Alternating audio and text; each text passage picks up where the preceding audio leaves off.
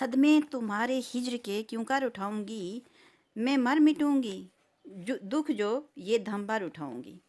आप कहती हैं कि सदमे तुम्हारे हिज्र के क्यों कर उठाऊंगी। अब सीता जी कह रही हैं रामचंद्र जी को कि मैं ये जो जुदाई के दौर हैं, ये जो सदमा मुझे आप देना चाहते हो, मैं ये क्यों उठाऊंगी।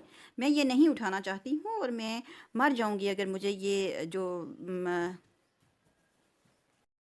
सदमे तुम्हारे हिज्र के क्यों कर उठाऊंगी, मैं मर मिटूंगी दुख जो ये धंबर उठाऊंगी।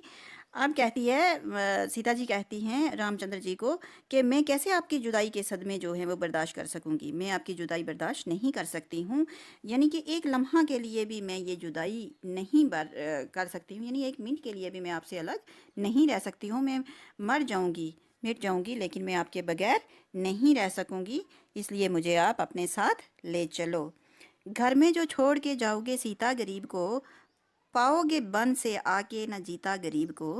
अब देखो यहाँ सीता जी कह रही हैं कि अगर आप मुझे अपने साथ नहीं ले जाओगे वन में, तो मैं आपको फिर वापस नहीं मिलूंगी। जब आप वापस आओगे वनवास से, तो मैं मारी हुई आपको मिलूंगी, मैं जी नहीं पाऊंगी आपके बगैर।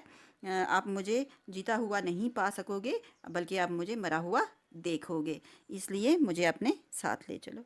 नेक्स्ट है, तारीख तुम बगैर है आलम मेरे लिए, फिर दोस्त भी है आह जहन्नम मेरे लिए। अब यहाँ एक वर्ड आया है तारीख। तारीख होता है अंधेरा, और एक वर्ड होता है तारीख। तारीख होता है हिस्ट्री यानी कि, लेकिन यहाँ जो वर्ड है वो है तारीख यानी अंधेरा। तो तारीख तुम बगैर है आलम मेरे लिए, आलम होता है दुनिया, यानी ये जितनी भी दुनिया है ये मेरे लिए अंधेरी है अगर आप नहीं हो। अगर सीता जी कहती हैं रामचंद्र जी को कि अगर आप मेरे करीब नहीं हो, मेरे पास नहीं हो, तो मेरे लिए ये दुनिया जो है वो अंधेरी है। फिर दोस्त भी है आह जहन्नम मेरे लिए, अगर आप मेरे साथ नहीं हो, अगर मुझे जन्नत भी मिल जाए, उस जन्नत में अगर आप नहीं होंगे मेरे साथ, तो मेरे लिए वो जहन्नम है। सहरा मुझे चमन है रफ़ाकत में आपकी, सहरा मेरे लिए जहन्नम है।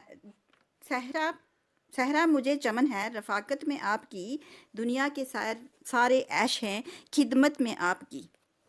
तो यहाँ सहरा होता है जंगल, चमन आपको पता है बाग है, रफ़ाकत का मतलब होता है नज़दीकी हैं, यानी कुर्बत, करीब रहना।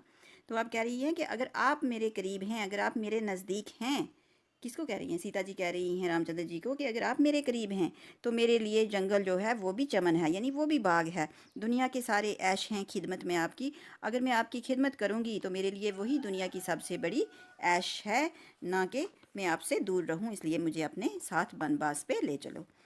यूं हर तुम्हारे साथ फिरूंगी मैं बन में खुश, भंवरा कली कली पे हो जैसे चमन में खुश।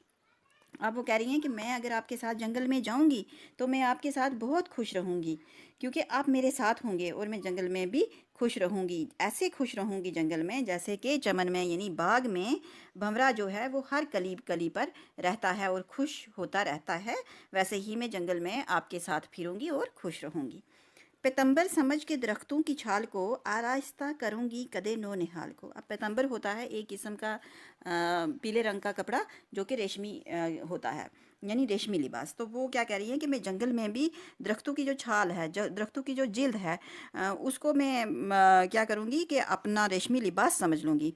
पीले रंग का अपना रेशमी लिबास समझ के मैं वही ओढ़ लूँगी और अपने जिस्म को मैं उसी से ढांप लूँगी। और ये जो मेरा कद है, ये जो मेरा इतना लंबा खूबसूरत कद है, इसको मैं उसी से ढांप के खुश रहूँगी, क्योंकि आप मेरे साथ होंगे। स्वामी जो तुम हो सास तो कैसा अलम कदा, खसपोश जो पड़ा मुझे होगा सनम कदा। आप क्या कहती हैं, कहती हैं कि ए मेरे शोहर, ए मेरे स्वामी, ए मेरे आका, अगर आप मेरे साथ होंगे तो मुझे कोई गम नहीं है। क्या है, मुझे कोई गम नहीं है। तो अगर जंगल में आपके साथ में रहूँगी तो मुझे कोई भी ऐसी चीज़ नहीं है जो मुझे दुख देगी। अगर घास फूस का बना हुआ छोटा सा जो झोंपड़ा होगा वो मेरे लिए मंदिर की तरह होगा, मुझे मंदिर की तरह सुकून देगा, उसमें मुझे ऐसे सुकून आएगा जैसे मंदिर में सुकून आता है। सब्जा बना के लाएगा बिस्तर मेरे लिए, झूला झुलाने आएगी सरसर मेरे लिए। कहता यह है कि अगर आप मेरे साथ होंगे जंगल में तो जंगल का जो सब्जा है, जो जंगल का घास है, वो मेरे लिए बहुत अच्छा बिस्तर होगा, मैं उसी को बिस्तर समझ लूँगी। और वहाँ की जो हवा है, सरसर होती है हवा, तेज़ हवाएँ, तो जब वहाँ की जंगल की जो आने वाली जो हवाएँ हैं वो मुझे क्या करेंगी, झूला झुलाएँगी। तो मगर मैं आपके साथ जंगल में ही बनवास ही जाऊँगी, अकेले यहाँ नहीं रहूँगी।